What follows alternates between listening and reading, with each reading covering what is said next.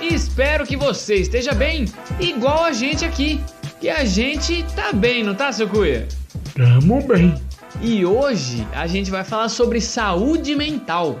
Uia, tema importante. A gente vai falar sobre a sua saúde mental, seu Cuia. Sobre a minha saúde mental? É. Mas por quê?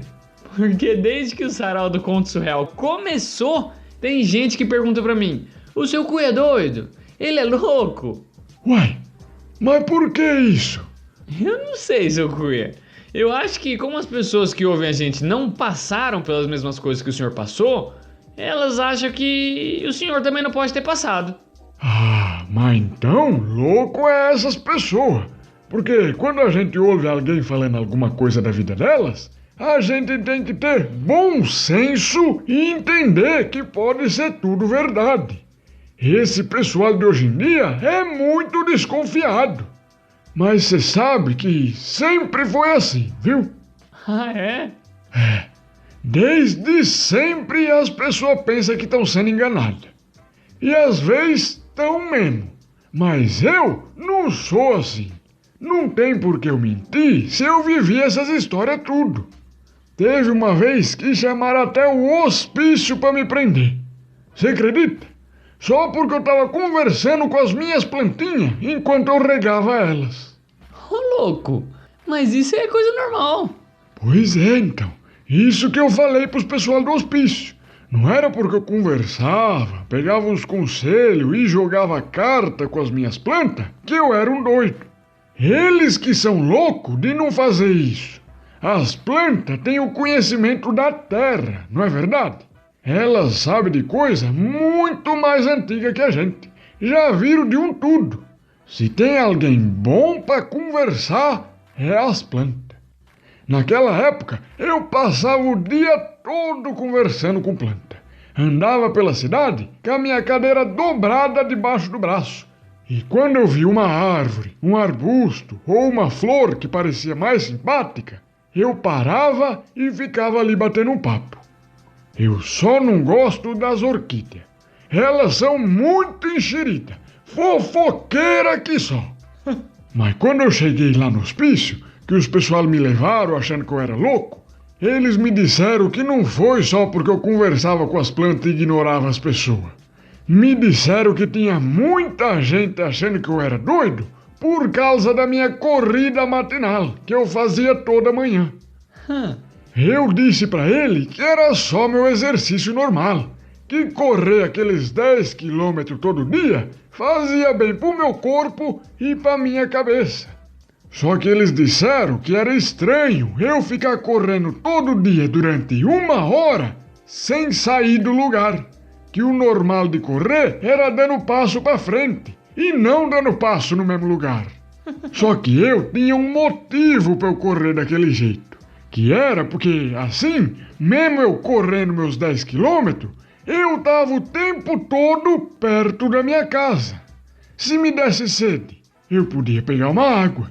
Se me desse vontade de ir no banheiro, eu podia ir. E se eu encontrasse alguém que eu conhecia enquanto eu tava correndo, eu podia ficar ali conversando com ela sem ter que parar de correr. Se eu tivesse correndo pra frente, eu não ia conseguir fazer nada disso. Eles entenderam a minha explicação.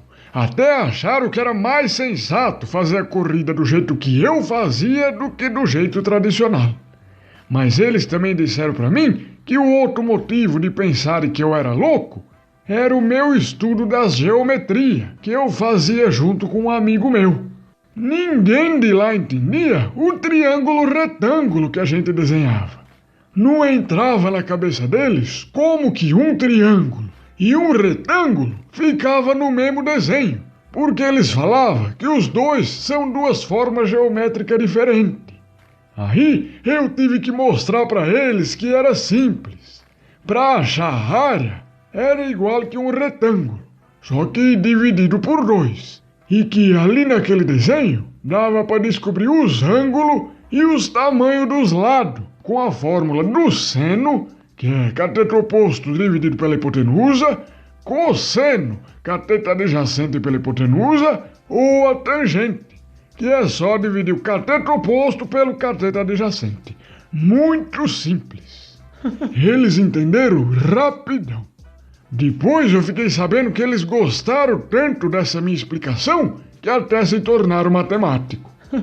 Mas e aí? Eles liberaram o senhor ou o senhor ficou preso lá se tratando? Eles tiveram que me liberar, porque eu disse que eu não era louco. E eles perguntaram como que eu sabia. E eu disse que como eu nunca tinha ido num médico de louco, eu nunca tinha sido diagnosticado com loucura. E isso provava que eu não era louco. Eles debateram o assunto um tempo, me mandaram fazer o quarto com as pernas, mandaram dizer as letras do alfabeto e depois pediram para eu assinar um papel, confirmando que eu não era doido. Aí, com um documento assinado e tudo, eles se convenceram que eu estava falando a verdade. Mas não tinha nenhum médico lá? Eles acreditaram que o senhor não era louco e te liberaram. Não é que eles acreditaram, Lucas. Eles entenderam que eu não era doido. Tava acontecendo um engano. E o senhor não é doido mesmo? Olha, hoje em dia, eu acho que quem não é louco, que é o louco.